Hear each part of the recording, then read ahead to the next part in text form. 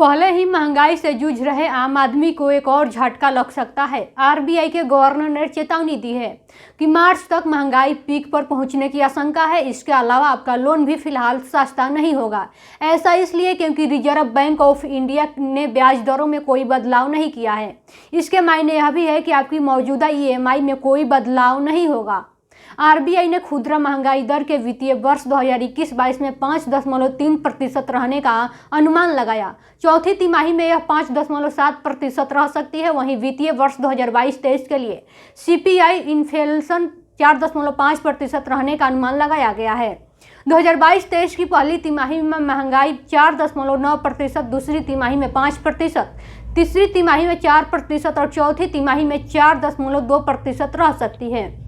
RBI के governor Shaktikanta Das ने बुधवार को बताया कि मौद्रिक नीति समिति की मीटिंग में रेपो और रिवर्स रेपो रेट में कोई बदलाव नहीं करने का फैसला हुआ है।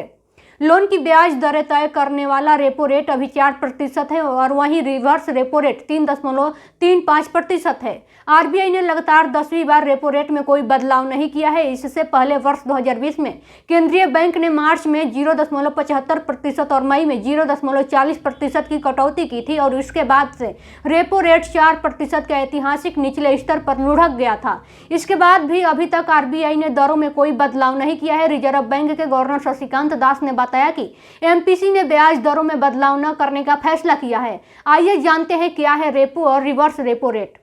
रेपो रेट वह दर है जिस पर आरबीआई द्वारा बैंकों को कर्ज दिया जाता है। बैंक इसी कर्ज से ग्राहकों को लोन देते हैं। रेपो रेट कम होने का अर्थ होता है कि बैंक से मिलने वाले कई तरह के लोन सस्ते हो जाएंगे, जबकि रिवर्स रेपो रेट से ठीक विपरीत होता है। रिवर्स रेपो रेट वह दर है जिस पर बैंकों की ओर से जमा राशि पर आरबीआई से ब्याज मिलता है। रिवर्स रेपो रेट के जरिए बाजारों में नकदी को नियंत्रित किया जाता है। रेपो रेट स्थिर होने का मतलब है कि बैंकों से मिलने वाले लोन की दरें भी स्थिर रहेगी।